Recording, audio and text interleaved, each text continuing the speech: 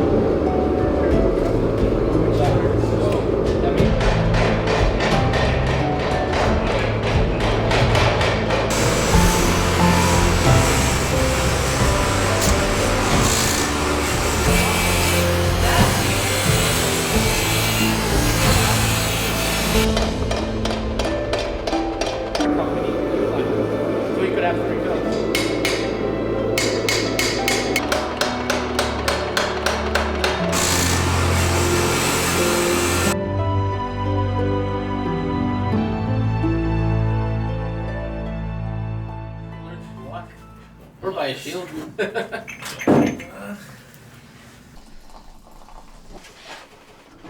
And then I'll just actually wipe that mess off. Anyways, you guys talk about who you are, what you do in your shop.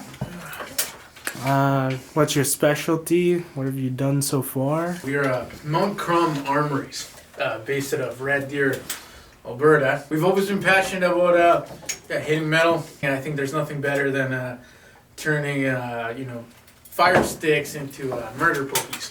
So that's essentially what we want to base our career on. That's a synonym for we've always been into we've always wanted a trade, but conventional trades has never really stuck. We've always had a passion for history and just it was a niche where you could mix both the artistic endeavor and also the preciseness and expertise that comes from a traditional trade. So this is one avenue which we found we could actually exploit both those avenues in one and just make really cool stuff. Because I think this guy looks pretty cool. So What was your inspiration for to start this place? Yeah. Yeah, actually, that's a funny story.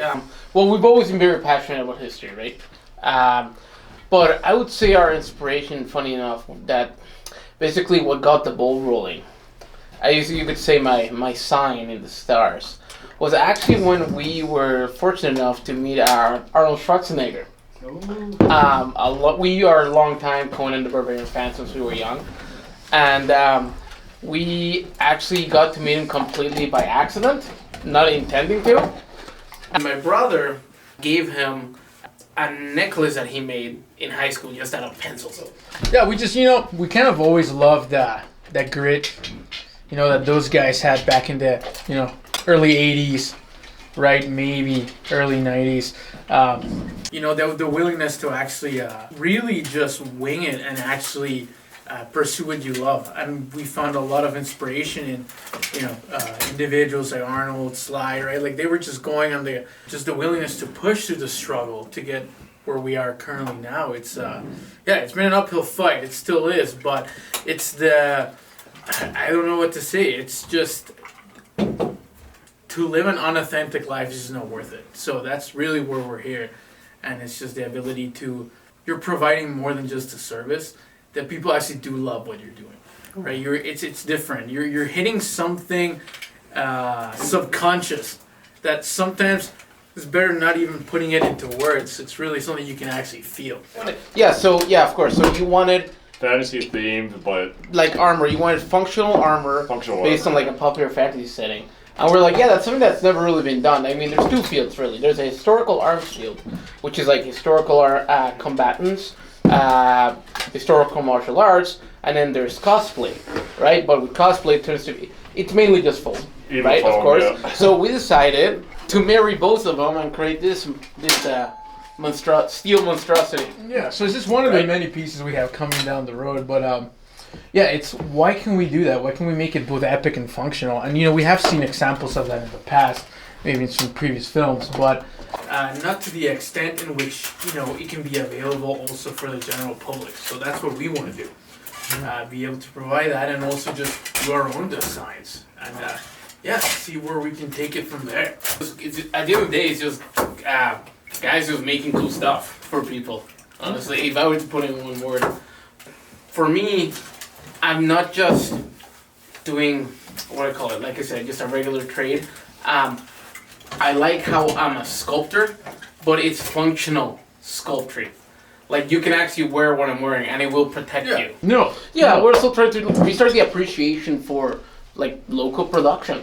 Right, it's completely dead now, and the two things that concern me is not only just the lack of quality, but the fact that a lot of these products that come out of overseas, there's not just no actual quality control, but the people making it aren't being properly compensated, right? No. By getting stuff made here basically locally, you're supporting the artisan, you're supporting the industry as a whole, right? But at the same time also the community that it fosters, right? It's not just about the product. This is just, at the end of the day, right, just an inanimate object, but it's a community as a whole that it brings together, right? All the people that we've met through either the medieval enthusiast societies, historical societies, armored combatant societies, it's almost like a big hidden family, essentially. It's actually like stepping in through almost, I guess, kind of like Narnia. It's literally stepping into another world. Yeah, so we get clients from all over the world. Doesn't matter, dentists, doctors, ex-military, geeks, or I guess pop culture enthusiasts, D&D players, and even politicians. Yeah. For me, ultimately, I would say one of my biggest passions and drivers here is seeing, being able to absolutely say yes to my clients' craziest ideas. Like there's nobody stopping us except ourselves. We're our own limit here, and we have no excuse to not do our best. Like sure, you want to be like, hey, I want a complete set of armor based on that popular video game series from back in the day, but I want it out of steel. Well, I guess we have some right here, right? Very nice. And I, through this craft, I've learned that I can pretty much, if you can dream it, I can pretty much forge it. It might just kind of weird turn to find our way around it to build it, but we can do it, right? And that's the biggest driver for me, is from your mind to a piece of paper to bam, to literally being able to hold it. That's my main driver. It's a physical manifestation of the inward significance of the artist, essentially. Yeah, and we have met like professional armorers and prop makers out of Hollywood. When we did some trip to LA, and it's completely doable. And the work they did is amazing, and that's kind of the image we want to follow. We want to follow that, take that torch, and keep it burning, because honestly, a lot of the production work in Canada, when it comes to the prop department, is pretty much dead. Yeah. In the West, really, it's really been shipped offshore, and it's really sad because that is one part of film work that is beautiful. Like being able to actually visibly see your set and hold the stuff that you're gonna be working with. It helps them get into character. Yep. Right? To me, there's nothing worse than. I would think, if I was an actor, sitting in a green screen, looking at a green screen, for who knows how many years, right? Mm-hmm. So that's why I love building real life sets, real stuff. It's a lot harder, it's a lot more expensive, but the reward is 100 times better. Genuine. 100% genuine. Well, that's one thing. I guess another way to put it is we just want it to be legit. Yep. Right? Yep. No, we got to love Basically, up to I it. said we wanted to do this, so we did it. Yeah. Come hell or high water. So one of our biggest motivators and inspirations to do this, we actually had the privilege to when we went down to LA, we met Tony Swatton, who's behind Sword in the Stone, right in Burbank, and he's the one that essentially blew up the whole blacksmith. Right, he was the first to really bring it into the public eye through his YouTube videos and everything, and. We've been interested in swords since an early age and just armor work and, the whole concept. And then finding his YouTube channel and everything, it was just a huge inspiration. And really, it was through his work that kind of set us in a path of, okay, this is what we wanted to do. And we just so happened to run into him in LA because we decided to go to a Mexican restaurant instead of Italian. So, and his shop just happened to be across the road. So we went in. Met him, incredible. He gave us a full tour of everything, signed our books, sent us with well wishes and everything. And so really we are doing this for him as well, as he was one of our biggest motivators. And I mean, truly a skilled craftsman and one of the, I would say, probably one of the best that has been in our century. So been a real pleasure to have been able to do that, and we hope to make him, as well as all the other armorers and bladesmiths, part of this legacy proud. So, what's your guys' background? Where do you come from? Okay, well, we come from Mexico City, believe it or not. Took the wrong bus. Yeah, man. Yeah, we were going to Tijuana, ended up in Taylor. But we came to Canada. We were fairly young. We were about 8 years old, and ended up in Red here. Ended up staying here. And people say, small town, right? But we've always said, oh, you gotta go to LA, you gotta go somewhere else. We're like, you know what? Nah. I like we're gonna do what we want to do, and I don't want to leave my hometown to do it. So we decided to just build this place. Yeah. Yeah, and for a background in this craft, there was literally no one really to teach us. I mean, we did take a few courses here and there, but it's mainly the basics. But to get into the actual high-functioning historical replicas, you're basically on your own.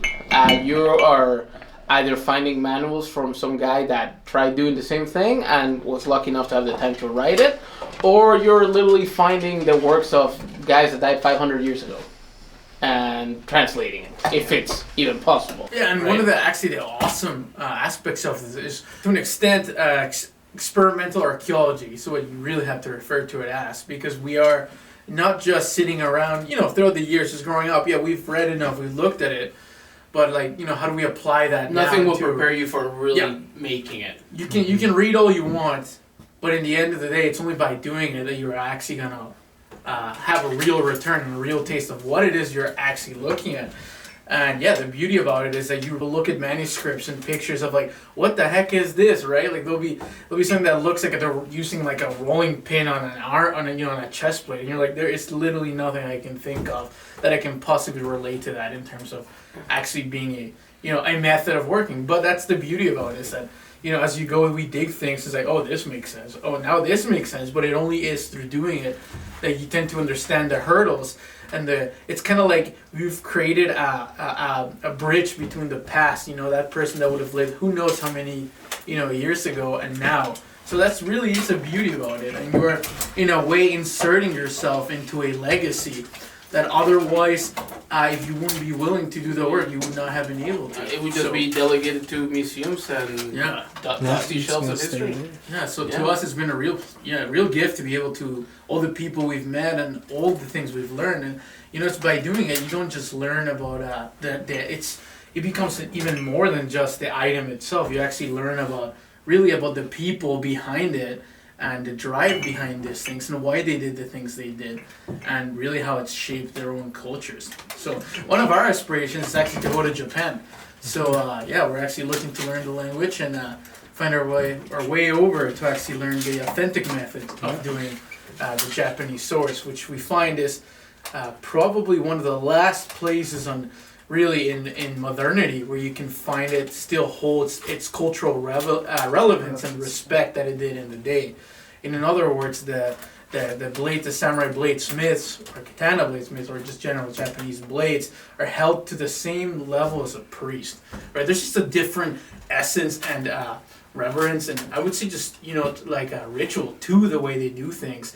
And there's really a spiritual aspect to it that I find in the West we're so, what would be the terminology? Like Everything has been commodified. Yeah, it's so technocratic, like to the point where it's just the purpose and that's it, and we've almost forgotten the human reason why we did things. You just do things, but you don't even know why you do them. So that's really one of the huge aspects. Is we want to. That's if I had to, encompass this entire place, is that's what it is. It's just a little taste of what we want to build and share with the world. So, yeah. Okay, well, that's fun interviewing you guys. That's the last question I have. You guys can plug everything you want into this camera, like your socials, where you guys are located. Okay. Yeah. Okay. Well, yeah. So I'm Bernie. I'm the lead blade maker here. He likes to say that. Second in command here. Gonzo and Bladesmith Armour as well here. Yeah, no. Right now we're just on Facebook. We're going to be launching a YouTube channel on the website, so stay tuned. You can follow us on Facebook at Mount Crom Armouries. Our email montcromarmouries at gmail.com. Reach us out in there. And and we're on Instagram and TikTok as well. So On the Crusader. And this guy, follow him. You find him. You'll find us. You find us. You'll find him. Yeah. So, Perfect. right on. All right. Take care. Oh yeah, please, man. Let's